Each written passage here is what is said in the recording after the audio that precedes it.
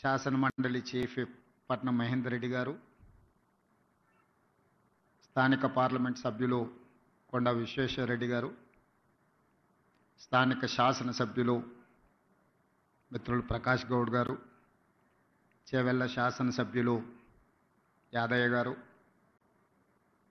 శాసనసభ్యులు నాగరాజ్ గారు, శాసనసభ్యులు కుంభం అనిల్ రెడ్డి గారు, రాష్ట్ర DGP Jitender garu, Hyderabad police commissioner, ఈ young India police academy police school incharge C V Anand garu, Stephen Ravindra గారు, ఇతర పోలీసు ఉన్నతాధికారులు, పోలీసు కుటుంబ సభ్యులందరికీ కూడా నా శుభాకాంక్షలు తెలియజేస్తున్నా.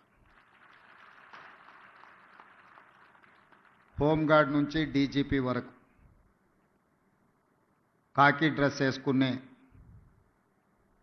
ప్రతి పోలీసులకు ఈ యంగ్ ఇండియా పోలీస్ స్కూల్ అనేది అత్యంత ముఖ్యమైనది. తల్లిదండ్రులుగా మీరు మీ విధి నిర్వహణలో కుటుంబానికి సమయం ఇవ్వలేక మీ పిల్లల చదువుల మీద సరైన దృష్టి సారించకపోవడము, మీ పిల్లలు బాగా చదువుకుంటున్నా వాళ్ళు చదువుకుంటున్నారో లేదో అనే ఆందోళనతో పోలీస్ సిబ్బంది, అది హోంగార్డ్ కావచ్చు, వివిధ హోదాలలో ఉన్న పోలీస్ శాఖ సిబ్బంది తల్లిదండ్రుల యొక్క ఆలోచన, వాళ్ళ ఆవేదన ఇది. పోలీస్ కుటుంబాలతో, పోలీస్ శాఖతో నాకు అత్యంత అనుబంధము. ఆ శాఖలో ఉండే సిబ్బంది యొక్క ఆలోచన విధానము నాకు ఒక స్పష్టమైన అవగాహన ఉన్నది. ఎన్నికల సందర్భంలోనే ఎలక్షన్ మేనిఫెస్టోలో నేను ఈ విషయాన్ని పొందుపరచడం జరిగింది. అప్పుడు పోలీస్ శాఖ సిబ్బంది కానీ రాజకీయ నాయకులు కానీ దీని మీద ఎవరు ప్రత్యేకంగా దృష్టి పెట్టలేదు. ఎందుకంటే ఎన్నికల్లో ఇచ్చే హామీలకు ఎన్నికల తర్వాత ఫలితాలు వచ్చిన తర్వాత పెద్దగా ప్రాధాన్యత ఉండదు అన్న ఆలోచన ఉందేమో, అందుకే ఎవరు దీని మీద పెద్దగా దృష్టి పెట్టలే. కానీ దేశ స్వతంత్రం వచ్చిన తర్వాత మొట్టమొదటి ప్రధానమంత్రి పండిత్ జవహర్లాల్ నెహ్రూ గారు ఈ దేశం యొక్క సమస్యను, భవిష్యత్ తరాల యొక్క అవసరాలను గుర్తించి ఆనాడు పండిత్ జవహర్లాల్ నెహ్రూ గారు బిజిలీ, పానీ, సడక్, ఈ దేశం యొక్క మౌలిక స్వరూపం మారాలి అనంటే విద్యుత్తు ఉండాలి, తాగునీరు సాగునీరును అందించాలి, పల్లెటూర్ల నుంచి పట్టణాల వరకు రోడ్డు రవాణా వ్యవస్థ ఉండాలి అని ఆలోచన చేసి బాక్రానంగల్ నుంచి నాగార్జున సాగర్ డ్యామ్ వరకు పండిత్ జవహర్లాల్ నెహ్రూ గారి విధానంలో ఆ రోజు ఈ దేశం అభివృద్ధి పదం వైపు నడిచింది. ఆ రోజు ఎడ్యుకేషన్ అండ్ ఇరిగేషన్ ఆలోచన కూడా పండిత్ జవహర్లాల్ నెహ్రూ గారు చేశారు. అందుకే ఈరోజు ఈ దేశంలో ఉన్న గొప్ప గొప్ప యూనివర్సిటీలు అన్నీ కూడా పండిత్ జవహర్లాల్ నెహ్రూ గారు ఉన్నప్పుడే పునాదులు పడ్డాయి. ఆ యూనివర్సిటీల నుంచి వచ్చిన విద్యార్థులే ఈ దేశ భవిష్యత్. ఆనాడు నిర్మించిన సాగునీటి ప్రాజెక్టులే ఈ దేశం ఆకలి కేకల నుంచి ప్రపంచానికే ఆహార ధాన్యాలను అందించే స్థాయికి ఈరోజు ఈ దేశం అభివృద్ధి చెందింది అంటే ఆనాటి మొట్టమొదటి ప్రధానమంత్రి ఒక గొప్ప ఆలోచన చేసి ఒక దార్శనికత చూపించడంతో ఈరోజు ప్రపంచ దేశాలతో పోటీ పడగలుగుతుంది. ఆ తర్వాత శ్రీమతి ఇందిరాగాంధీ గారు దళితులు, గిరిజనులు, ఆదివాసీలు, బలహీన వర్గాల యొక్క ఆకలి కేకలను, ఆలోచనను చూసి రోటీ కప్డా ఔర్ మకాన్ అనే స్లోగన్ తోటి ప్రజలకు రోటీ కప్డా ఔర్ మకాన్ అనే విధానాన్ని తీసుకొచ్చి పేదలకు సహాయాన్ని అందించారు. ఆ తర్వాత రాష్ట్రాలను తీసుకున్నప్పుడు ఈ మధ్యకాలంలో ఎక్కడికి వెళ్ళినా పాత్రికేయ మిత్రులు కానీ రాజకీయ విశ్లేషకులు ప్రతి ముఖ్యమంత్రికి ఒక బ్రాండ్ ఉన్నది, మీరు 16 నెలలైన ముఖ్యమంత్రి అయ్యి మీరు ఏ బ్రాండ్ క్రియేట్ చేసుకోలేకపోతున్నారు ఎందుకు అని ప్రశ్నిస్తున్నారు. నేను చాలా సందర్భాలలో నవ్వి వదిలేసిన. ఎందుకంటే ప్రశ్న అడిగేవాళ్ళు నేను ఏ బ్రాండ్ కోసం ప్రయత్నం చేస్తున్నో వాళ్ళు అవగాహన చేసుకునే పరిస్థితిలో లేరు అని.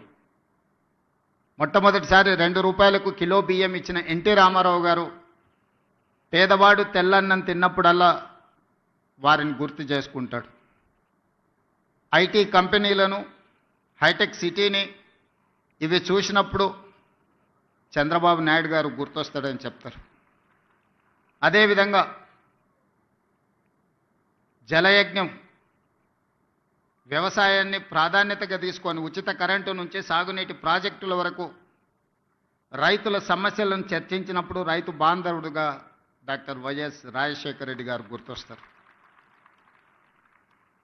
సరే, ఇంకొంతమంది కొన్ని రకాలుగా కొన్ని బ్రాండ్స్ క్లెయిమ్ చేస్తూ ఉంటారు. ఉద్యమకారులమని, తెలంగాణ ప్రదాతలమని. వాళ్ళ గురించి నేను పెద్దగా చర్చించదలుచుకోలేదు.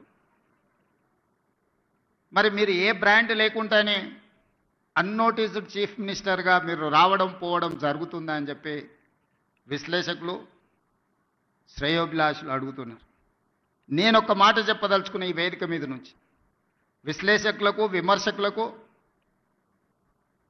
ఈ రాష్ట్రంలో ఉండే ప్రజలకి, young India is my brand.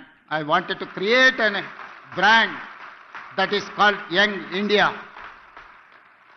1000 సంవత్సరాల చరిత్ర కలిగిన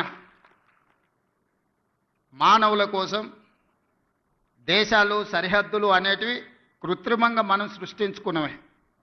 ఒకప్పుడు రాజ్యాలు ఉన్నప్పుడు బలవంతుడైన రాజు ఆక్రమించుకుంటూ పోతే పెద్ద పెద్ద రాజ్యాలు ఉండేటివి.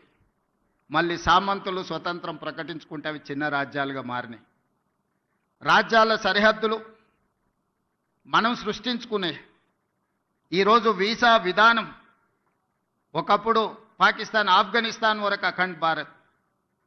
కానీ దేశ విభజన జరిగిన తర్వాత బంగ్లాదేశ్, పాకిస్తాన్, ఆఫ్ఘనిస్తాన్ రకరకాల దేశాలుగా ఈరోజు వీసాలు తీసుకొని మనం వెళ్తున్నాం. ఈ సరిహద్దులు అన్నీ కూడా మనం కృత్రిమంగా సృష్టించుకున్న సరిహద్దులే, మానవులు తయారు చేసుకున్న సరిహద్దులు. కానీ వీళ్ళందరికీ అవసరమైన అవసరాలు ఏమి? వీటి మీద ప్రత్యేకమైన దృష్టి పెట్టాల్సిన అవసరం పాలకుల మీద ఉన్నది. అది రాజ్యాలు కావచ్చు, స్వతంత్ర భారతదేశం కావచ్చు. భారతదేశానికి స్వతంత్రం వచ్చి 75 సంవత్సరాలు పూర్తి చేసుకున్నామంటే this is one of the youngest country in the world. స్వతంత్ర భారతదేశంగా 75 సంవత్సరాలు అనేది చాలా చిన్నది. మనం పురాణాలను విన్నప్పుడు, చరిత్రలు చదివినప్పుడు 1000 సంవత్సరాల చరిత్ర గురించి మాట్లాడుకుంటున్నాం, చర్చించుకుంటున్నాం. 1000 సంవత్సరాల చరిత్రలో 75 సంవత్సరాలు అనేది ఒక చిన్న ప్రయాణం మాత్రమే. ఈ చిన్న ప్రయాణంలో ఎంతోమంది ప్రధానమంత్రులు, ముఖ్యమంత్రులు, మంత్రులు రకరకాలుగా వచ్చిండ్రు. కానీ కొద్దిమంది మాత్రమే చరిత్రలో నిలబడ్డారు. ఆ కొద్దిమంది చరిత్రలో తీసుకున్న నిర్ణయాలు చరిత్రనే మలుపు తిప్పే విధంగా రాష్ట్రాలు, దేశాలు అభివృద్ధి పదం వైపు నడిచినాయి.